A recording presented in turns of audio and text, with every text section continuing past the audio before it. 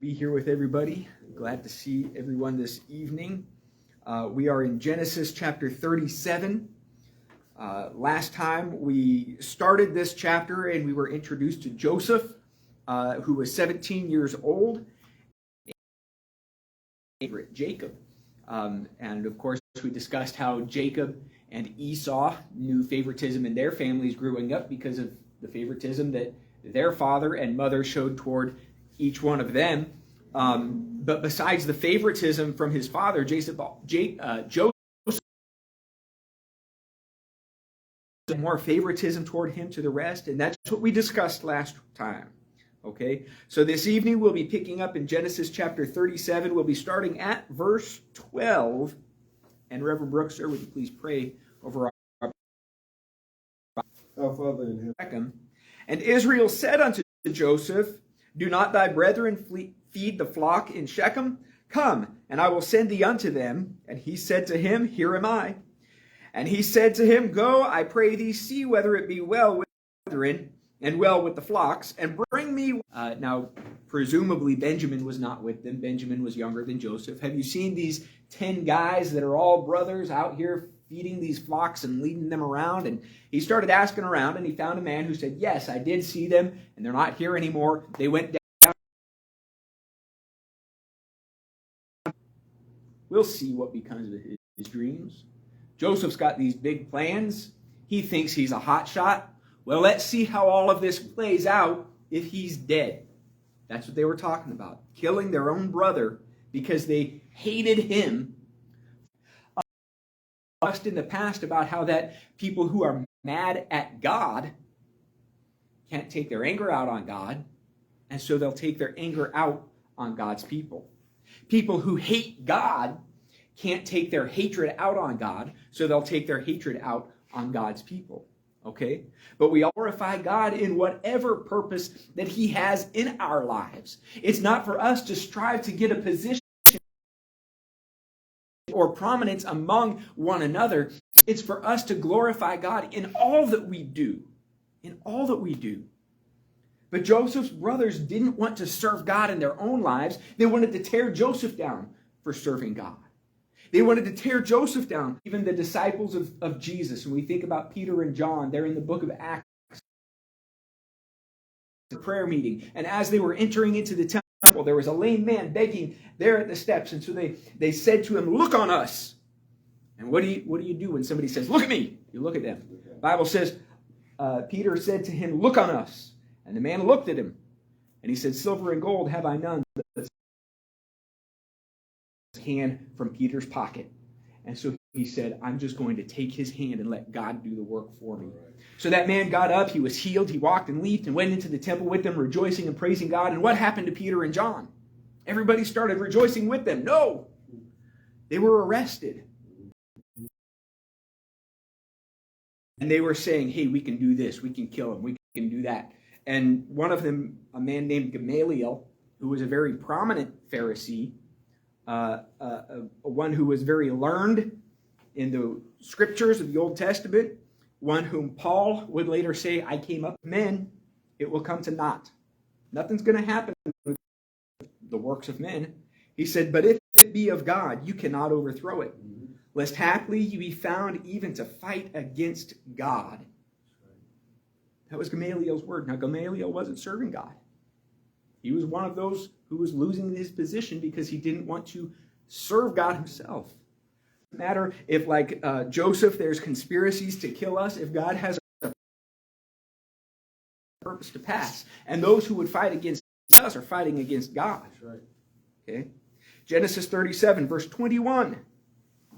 And Reuben heard it. Reuben heard the plans of his other brothers saying, let's kill Joseph.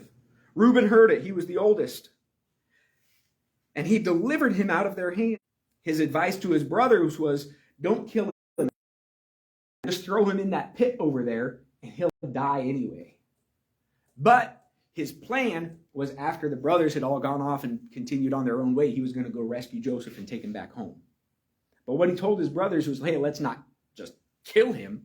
Don't shed his blood.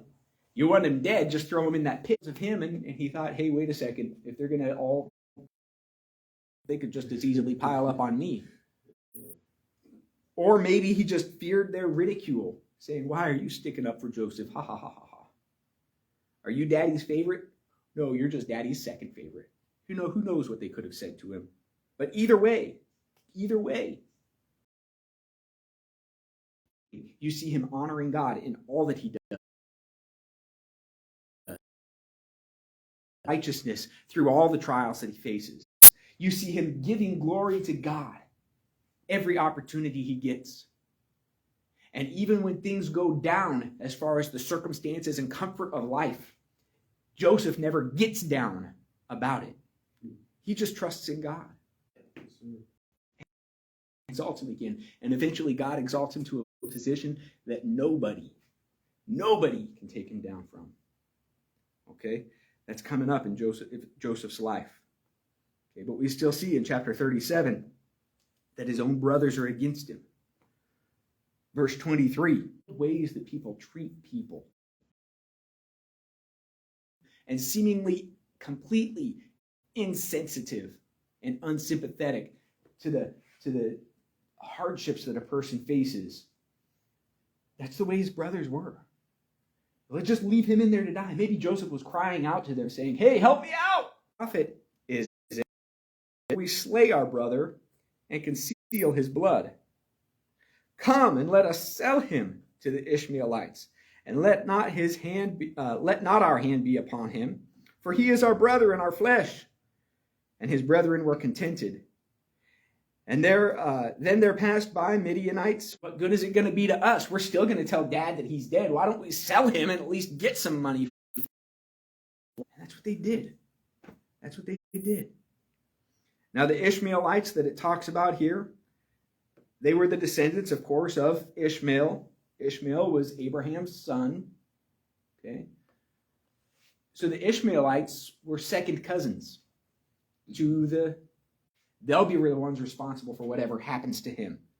Whether on the journey or whether he's sold as some slave that's going to be killed. Whatever happens to him, it'll be on them, not us. Who knows what their thought pattern was, except that they said, there's no profit in his death if he dies here, so let's sell him and get something for him while he's still alive. Mm-hmm. Just cruel. Okay? And that corresponds to Abraham when he said, neither shall thy name be any more called Abram, but thy name shall be Abraham, for a father of many nations have I made thee. Okay, and they're not the only ones, the Ishmaelites, the Midianites, even when you get on to the Edomites, who were Esau's descendants. Well, we've previously discussed, just going back through some of these chapters, about where God told Abraham it's time for Ishmael and Hagar to move out. Okay, we've previously discussed about how God never rejected Ishmael. God never rejected the Midianites. God never was against them as far as opposed. But they did oppose God. They did reject God. Yes, sir. That's right. Okay? That's right. And Ishmael, of course, had the testimony of God in the very household of Abraham. We saw the angel giving his mother Hagar promises concerning him, and that should have been enough for. Because even Moses, when he gets to the book of Exodus, it says that his father-in-law was a priest of the Midianites. And as you read through the text of what the book of Exodus says of him, he was serving God. Okay? So they did have a testimony of serving God, but eventually God was just no longer a part of their culture. We don't want God to have any part in our society. And again, it'll turn against God's people and say, well, for a while it's okay if those who have different faiths are among us, but now we see that these ones are living in a way that condemns the rest of us. So we don't even want God's people.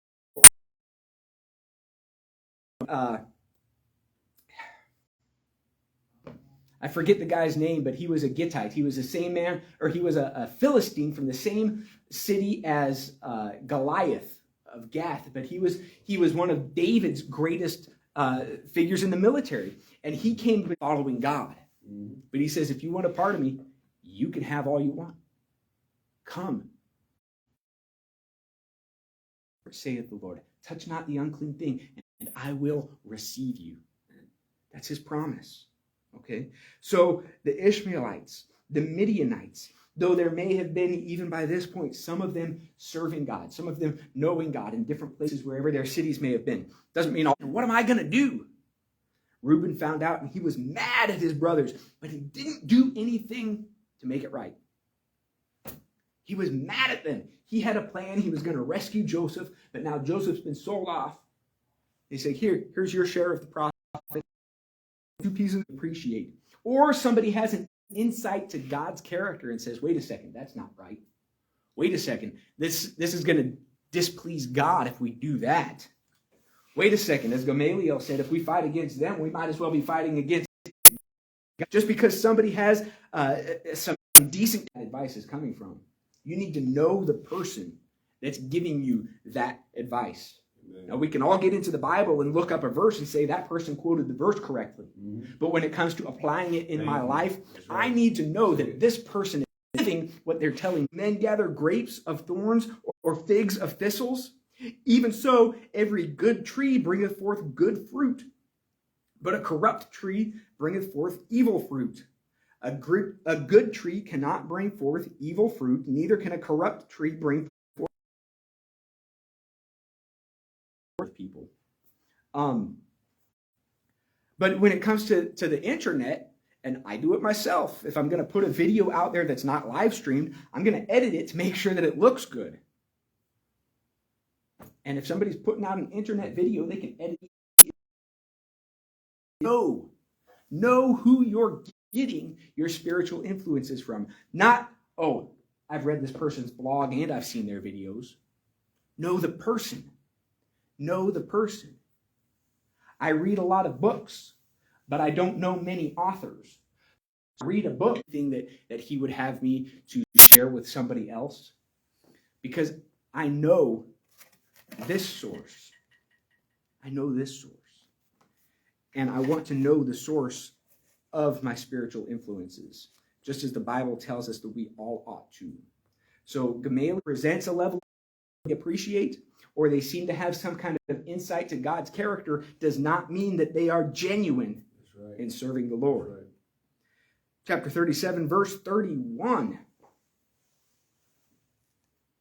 And when they took Joseph's coat, they killed a kid of the goats, is without doubt rent in pieces.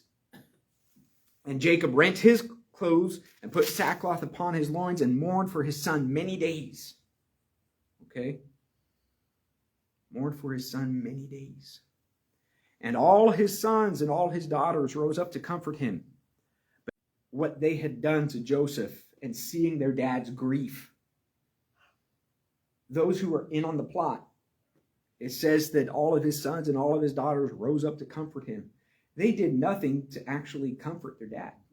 The only thing that would have been genuine comfort to him would have been the truth. Would have been, wait, Dad, wait, my conscience has struck me. Whichever one of them could have said it. Any of them could have. Dad, this is what happened. You know, there are some people who want lies. Who want lies. Even when they know that they're being lied to. Isaiah the prophet said, this is a rebellious people. They know about God's righteousness, but they want to live in denial of it, and all they want to hear are voices who affirm them. They want to live in denial of God's righteousness because they prefer their sinfulness. Jesus said in John chapter 3, this is the condemnation, that light is come into the world, and men love darkness than light, because their deeds were evil. For everyone that doeth evil hateth the light, neither cometh to the light, lest his deeds should be reproved. But he that doeth truth cometh to the light, that his deeds may be manifest, that they are wrought in God. So that I can get it right. Amen. Jacob, hearing about his son and seeing this facade, this falsity of his son's violent end, coming to the conclusion himself, but his son's allowing him and preferring him to come to that conclusion. Jacob would have been comforted by the who knew the truth, lied to him, giving him false, not comfort, but false words feigning comfort. Verse 36, the last verse in this chapter says, the Midianites sold him into Egypt unto Potiphar, an officer in Pharaoh's, and an officer of Pharaoh's and a captain of the guard. So when you read it, you say, that's in the Bible, just like most of the book of Judges. You say, my goodness, this is something that actually happened and God put it in his word? Yes, okay? It is disgraceful. But it's included in the Bible. It's shamefulness and their hard-heartedness towards Joseph, and even as we mentioned but did not cover, Judah's and his son's shameful behavior. And we look back at last time and we saw Simeon and Levi going in there and killing the whole town of Shechem, all the men of the town, which David and all the kings, except for and Jesus himself is born from the tribe of Judah. Okay, so we see their shameful behavior, but we also see in the genealogies that are contained in the Bible, all those begat chapters, we see people coming in there who would otherwise have been written off as not deserving to be in there. That's what we can learn from this. But we can learn from the righteous against wickedness that God displays in any life. Okay, we can look at that and say, if that's what God's blessing, that's what I want to do. If that's what God's judging, that's what I'm not going to do. Okay, and the Bible is given to us full of those examples. Full of those examples.